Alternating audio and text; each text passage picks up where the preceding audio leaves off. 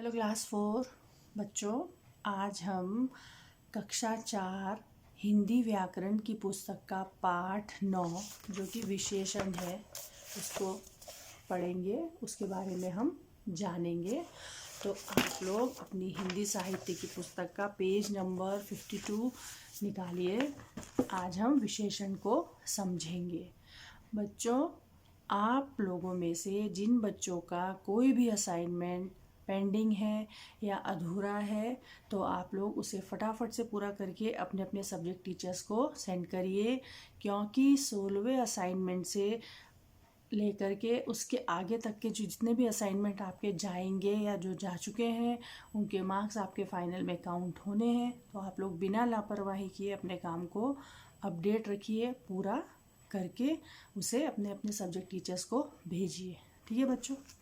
तो बच्चों, आपने जैसे इंग्लिश में एडजेक्टिव्स पढ़े होंगे, तो एडजेक्टिव ही हिंदी में विशेषण कहलाते हैं। विशेषण जैसा कि इसके नाम से विदित है, विशेषण का अर्थ कि किसी की विशेषता बताने वाले शब्द। अब पुस्तक में देखिए,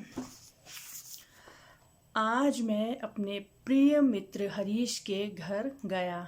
यहाँ पर एक अनुच्छेद दिया गया है जिसमें कुछ रंगीन शब्द हैं। आप उनको ध्यान से समझिए। ठीक है बच्चों, वे किसी न किसी की विशेषता बता रहे हैं और यही विशेषण कहलाते हैं। तो मैं उस अनुच्छेद का वाचन कर रही हूँ, आप लोग बहुत ध्यान से देखिए। मैं फिर से वाचन करती हूँ। आज मैं अपने प्रिय मित्र हरीश के घर गया। यहाँ पर प्रिय को रंगीन मतलब प्रिय को गुलाबी रंग से दर्शाया गया है। उन्होंने घर की छत पर अनेक गमले रखे हुए हैं। अनेक जो शब्द है उसको भी इन्होंने रंगीन दर्शाया है। उन गमलों में, अब ध्यान से देखिए, लाल, पीले, सफ़ेद व गुलाबी रंग के फूल खिले हैं। एक तरफ किश्ती के आकार के बड़े बड़े गमले हैं तो दूसरी ओर छोटे छोटे गमलों में हरे भरे पौधे लगे हैं। छत पर एक सुंदर तथा बड़ा झूला भी है। हरीश के घर की छत की हरियाली देखकर बड़ा आनंद आया। तो इस पैराग्राफ में या इस अनुच्छेद में जो रंगीन शब्द हैं वह संज्ञा शब्दों की विशेषता बता रहे हैं। जैसे कैसा मित्र, प्रिय। कितने गमले कहे, अनेक गमले। कैसे गमले, किश्ती के आकार के, छोटे और बड़े। और किस किस रंग के फूल, लाल, पीले, सफ़ेद और गुलाबी। और झूला कैसा था, सुंदर और बड़ा। और जो पौधे थे वे हरे भरे थे। तो ये सभी रंगीन शब्द संज्ञा या सर्वनाम की विशेषता बताते हैं। इन्हें हम विशेषण कहते हैं। तो विशेषण की परिभाषा क्या होगी कि जो शब्द संज्ञा व सर्वनाम की विशेषता बताते हैं उन्हें विशेषण कहते हैं। तो विशेषण के बाद अब हम आते हैं विशेष्य पर। विशेष्य वे विशेषण शब्द हैं जो किसी की विशेषता बताते हैं, वे विशेष्य कहलाते हैं। जैसे सुंदर फूल, तो फूल कैसा है, सुंदर। तो किसकी विशेषता बता रहे हैं, किसके बारे में बात हो रही है, फूल के। तो फूल हो गया विशेष्य। और फूल कैसा है, फूल सुंदर है। तो यानी कि फूल की विशेषता क्या है कि वह सुंदर है, तो सुंदर विशेषण हो गया। ठीक है बच्चों। अब विशेषण के भेद। विशेषण के 4 भेद होते हैं। पहला है गुणवाचक विशेषण, दूसरा है संख्यावाचक विशेषण, तीसरा है परिमाणवाचक विशेषण और चौथा है सार्वनामिक विशेषण। ये सब मैं भी आपको ब्लैक बोर्ड में समझाऊंगी, अभी हम पहले पुस्तक से समझते हैं। ठीक है।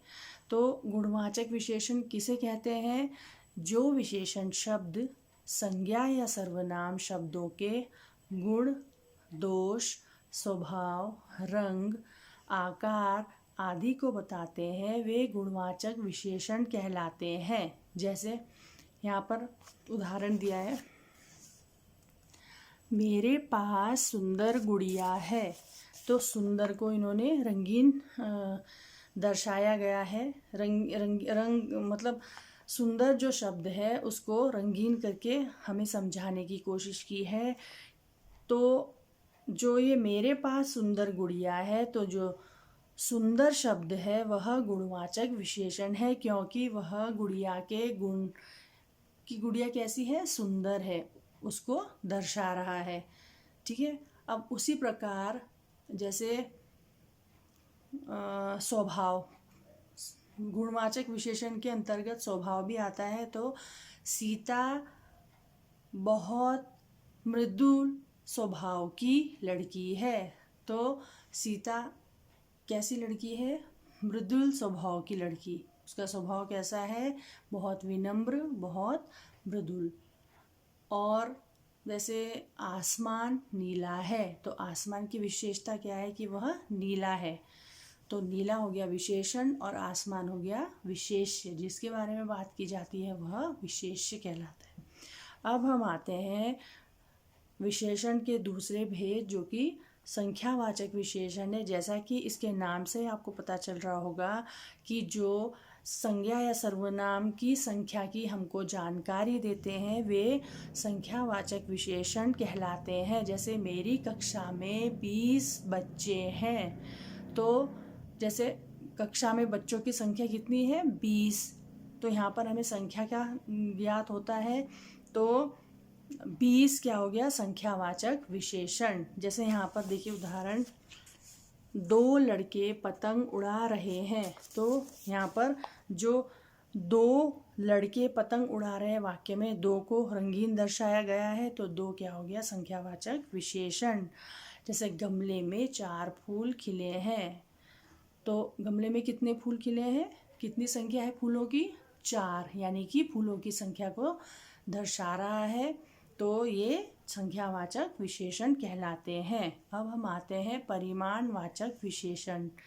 परिमाणवाचक विशेषण वो विशेषण शब्द हैं जो संज्ञा या सर्वनाम के परिमाण या नाप तौल की जानकारी देते हैं। जैसे राम बाजार से 2 किलो शक्कर लाया। तो यहाँ पर कितने किलो शक्कर लाया वो, 2 किलो, यानी कि माप तौल की जानकारी आपको मिल रही है। तो 2 किलो क्या हो गया, परिमाणवाचक विशेषण। ठीक है। आज 5 लीटर दूध चाहिए। कितना लीटर दूध चाहिए, 5 लीटर। घर के पर्दे के लिए 20 मीटर कपड़ा दीजिए।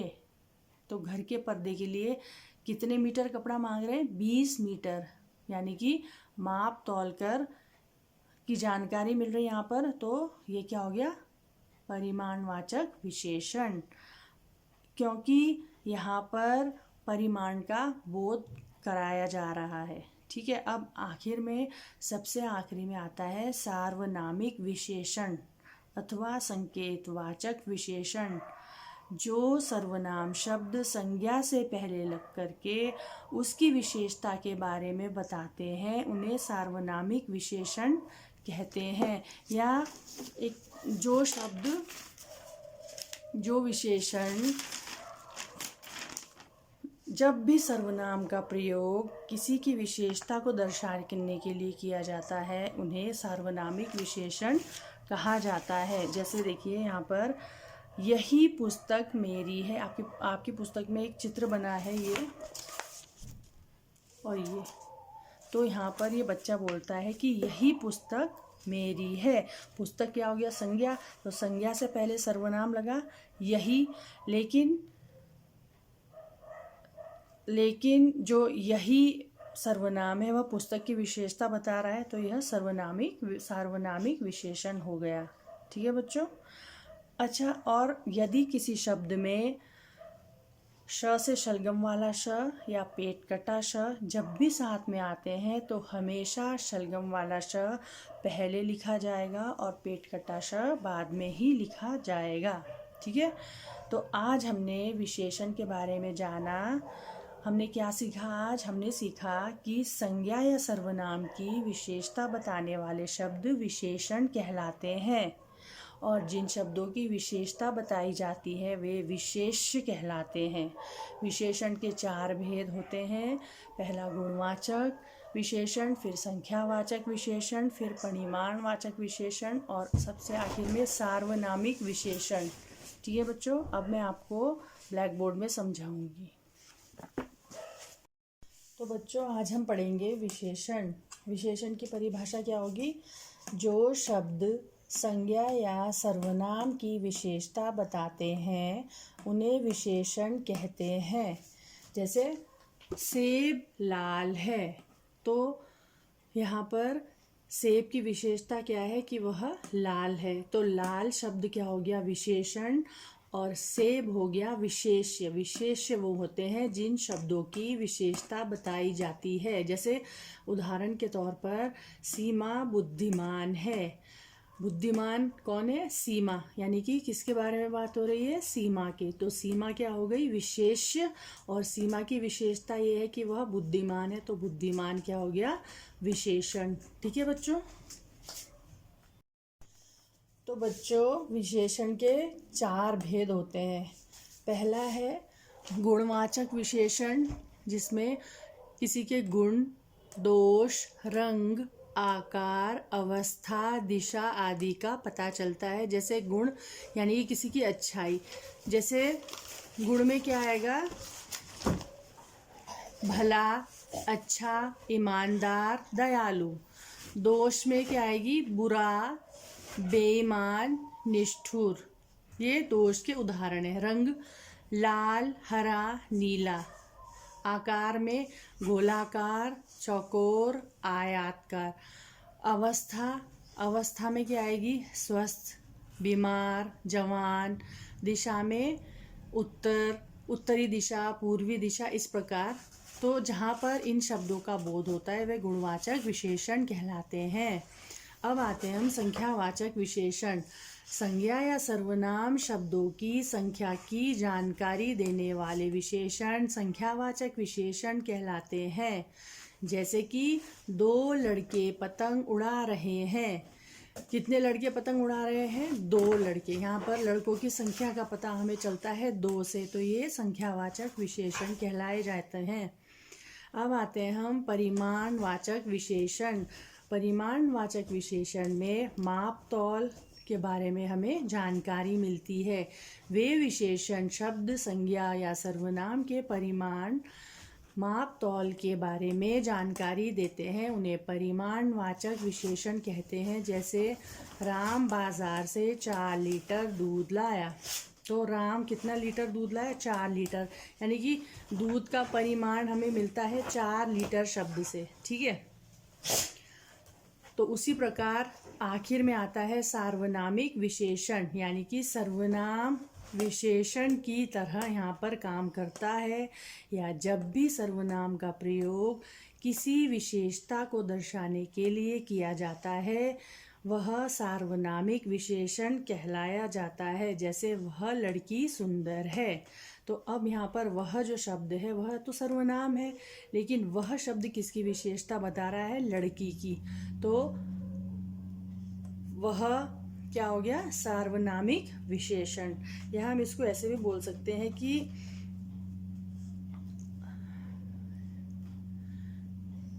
विशेषण से पहले यदि सर्वनाम आता है तो वह सार्वनामिक विशेषण कहलाता है। यानी कि कहने का मतलब यह है कि यदि जब भी सर्वनाम का प्रयोग किसी विशेषता को दर्शाने के लिए किया जाता है तो वह सार्वनामिक विशेषण कहलाता है। तो बच्चों आज हमने विशेषण के बारे में जाना। अब आप इस पाठ को बहुत अच्छे से अपने घर में दोहराइएगा।